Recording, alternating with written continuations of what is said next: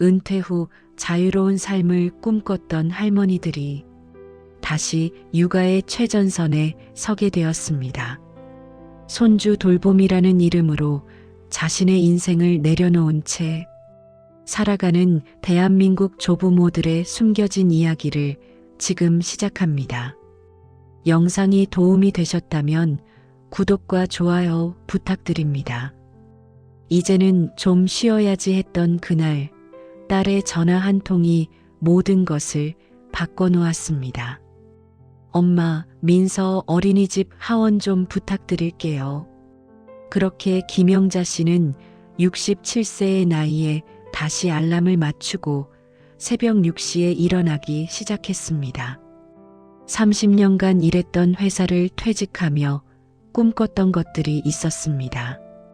친구들과 여행도 가고 미뤄뒀던 취미 생활도 하고 그동안 못 읽었던 책도 읽으며 여유롭게 지내는 것. 하지만 현실은 달랐습니다. 손주가 웃을 때는 세상이 환하게 느껴지지만 저녁이 되면 허리와 어깨가 무겁게 짓눌러 옵니다.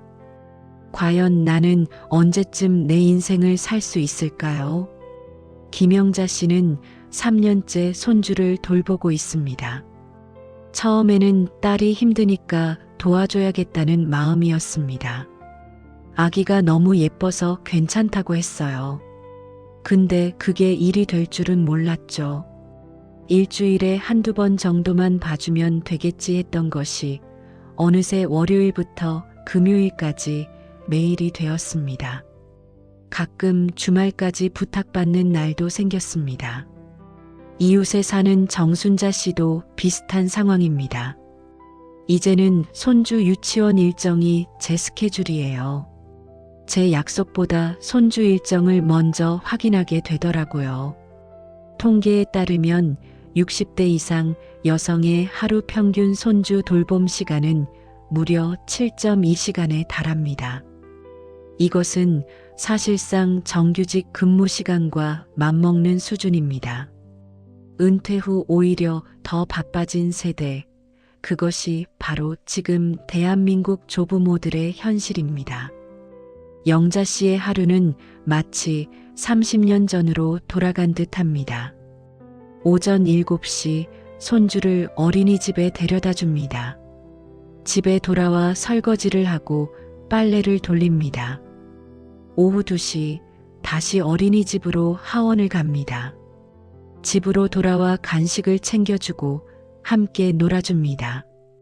저녁 6시 딸이 퇴근할 때까지 저녁 준비를 합니다.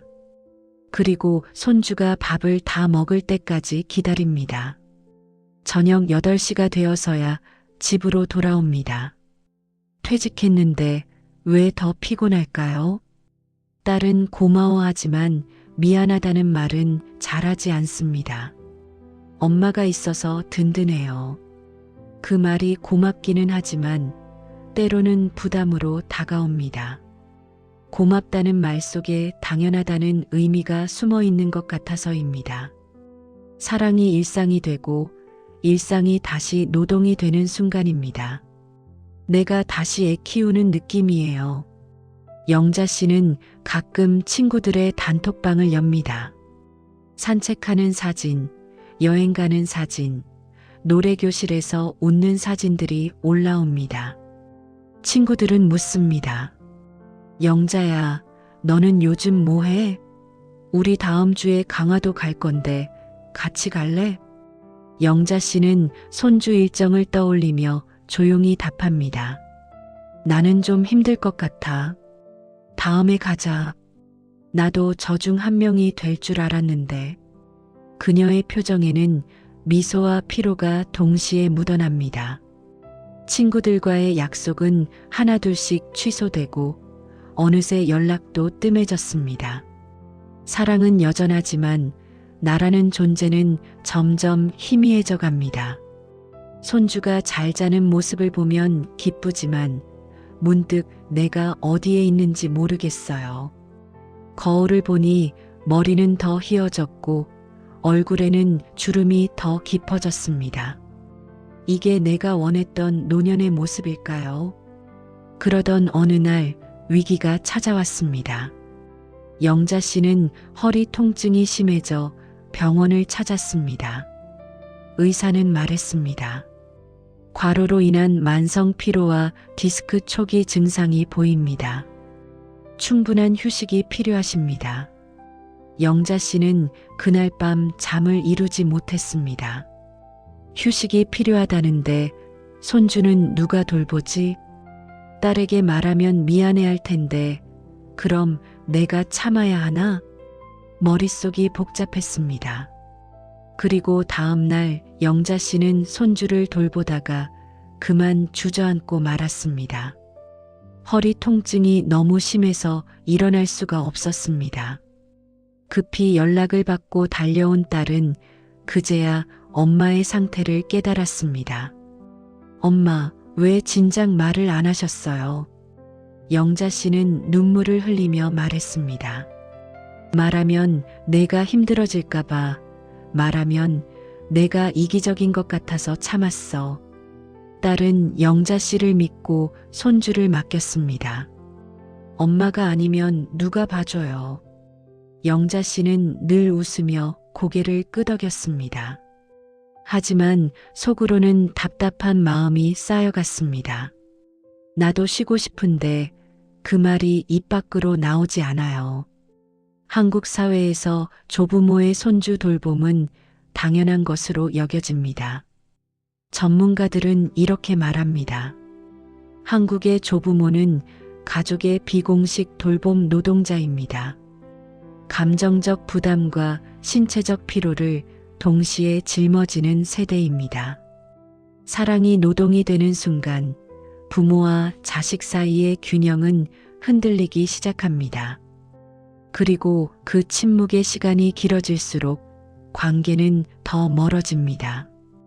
영자 씨가 쓰러진 그날 이후 딸과 사위는 진지하게 대화를 나눴습니다.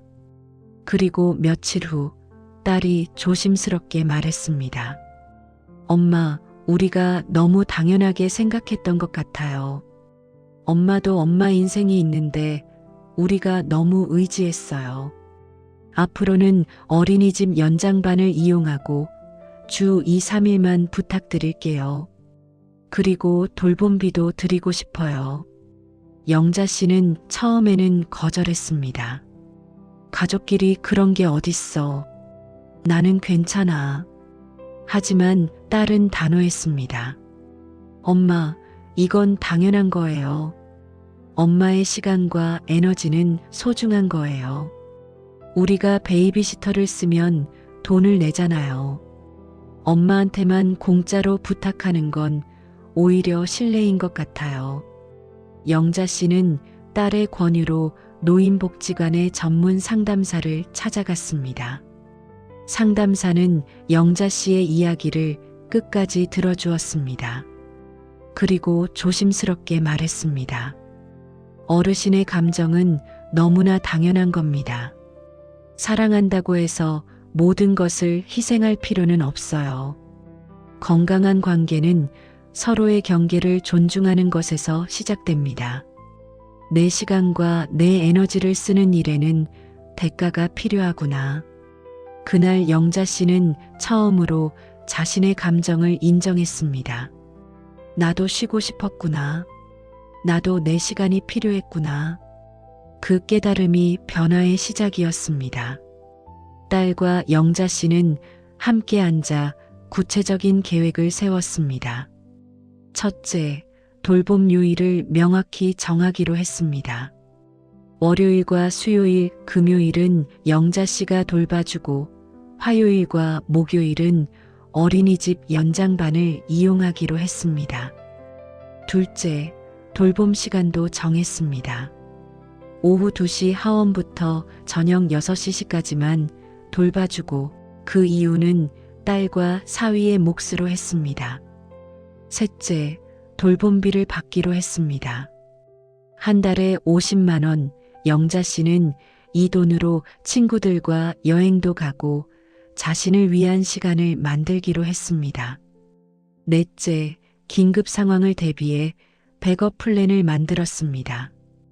영자 씨가 아프거나 개인적인 일정이 있을 때는 사위의 부모님이나 아이 돌봄 서비스를 이용하기로 했습니다.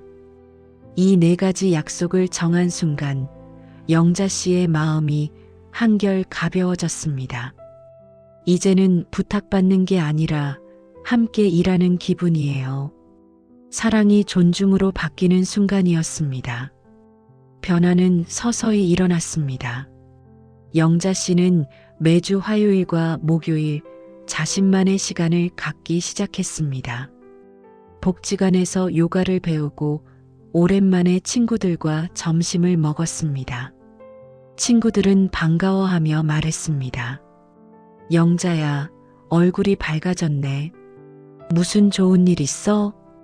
영자 씨는 웃으며 대답했습니다. 이제 내 시간이 좀 생겼어.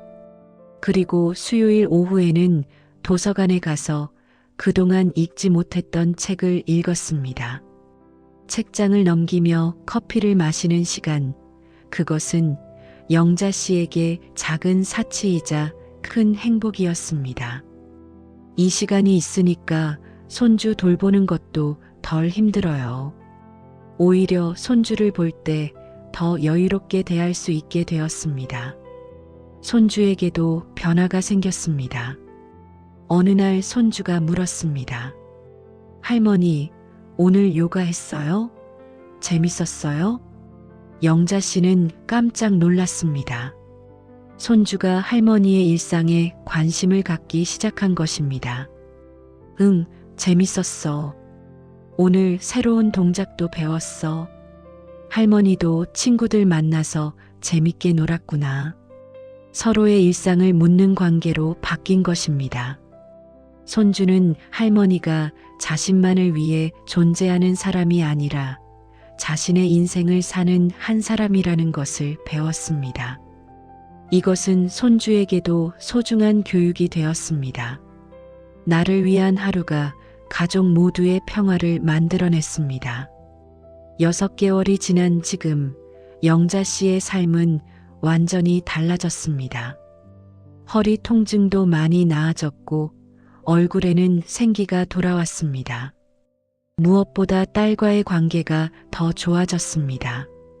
예전에는 말하지 못했던 것들을 이제는 편하게 이야기합니다.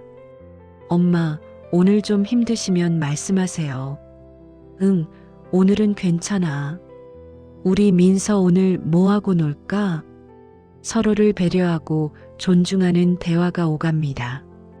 김영자 씨는 이제 더 이상 숨기지 않습니다. 오늘은 제 날이에요. 저녁은 아빠가 데려가세요. 딸은 웃으며 대답합니다. 그래요, 엄마. 이제 엄마도 좀 쉬세요. 오늘 친구분들이랑 영화 보신다고 하셨죠? 응, 오랜만에 친구들이랑 영화 보고 저녁도 먹을 거야. 즐거운 시간 보내세요, 엄마. 사랑은 여전하지만 이제는 균형이 생겼습니다. 손주는 제 기쁨이지만 저는 제 인생의 주인입니다. 이 한 문장이 모든 조부모의 마음을 대변합니다. 이제는 미안하지 않게 말할 수 있습니다. 오늘은 나를 위한 시간입니다. 전문가들은 손주 돌봄으로 힘들어하는 조부모들에게 다음과 같은 솔루션을 제안합니다. 첫째, 명확한 경계 설정입니다. 돌봄 가능한 요일과 시간을 미리 정하고 그 외의 시간은 자신을 위해 사용하세요.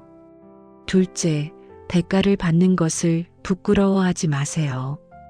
돌봄비는 여러분의 시간과 에너지에 대한 정당한 보상입니다. 셋째, 자신의 감정을 솔직하게 표현하세요. 힘들 때 힘들다고 말하는 것은 이기적인 게 아닙니다. 넷째, 자신만의 시간을 반드시 확보하세요. 취미생활, 친구 만남, 여행 등 자신을 위한 활동을 계획하세요. 다섯째, 지역사회의 도움을 활용하세요. 아이 돌봄 서비스, 육아종합지원센터, 노인복지관 프로그램 등을 적극 이용하세요. 여섯째, 가족회의를 정기적으로 하세요. 서로의 어려움을 나누고 함께 해결책을 찾는 시간을 가지세요.